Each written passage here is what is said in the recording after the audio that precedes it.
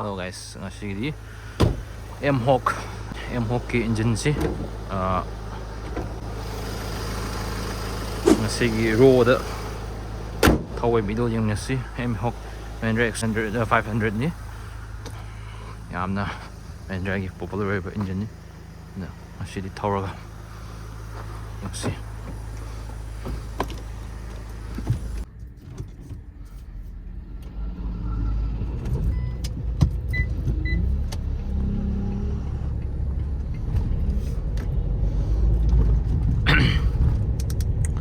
아직 엔진이 로그 사운드.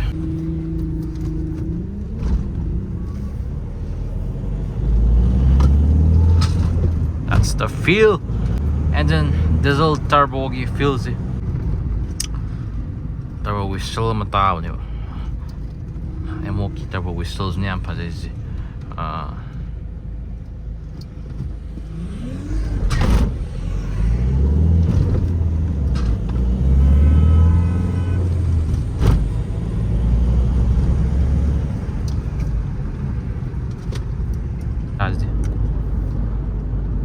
Hajik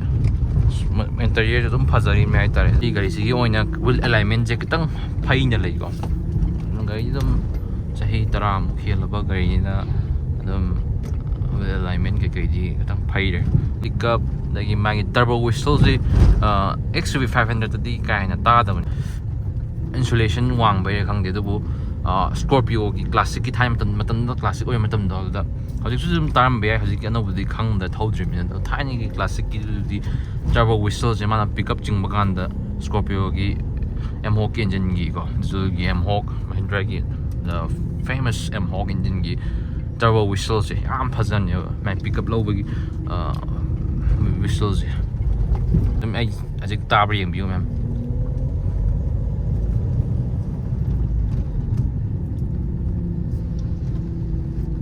see lady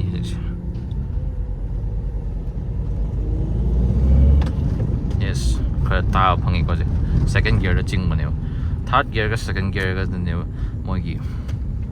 pull je mai chalis we have six thing mai gi thong da yaure so SF ki XUV500 je sigi mathang adu thwe dai ki amuk chumna gi DRL chen ba sanga che bam thwe maning gi lights ta kitang shamdok pa maning gi light ta kitang triangle shape da lak pa light chamang la aduna latest oi XUV500 ke dai gi XUV500 discontinue tawgre then XUV700 nya sarakre aduni Mahindra gi XUV500 ki history je ado fanboy yam ne ta XUV500 je pam gi ba features da gi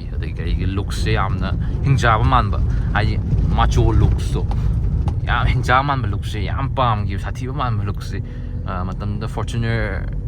gi second gen Fortuner du ga dum looks to dum yam na ma compete tau hai ta price range yam think khane du mayam XUV500 ki more kan ta presence number more kan da mayam na adu ga bu compare to kai tare turbo whistle de tire beng ji ko ma'am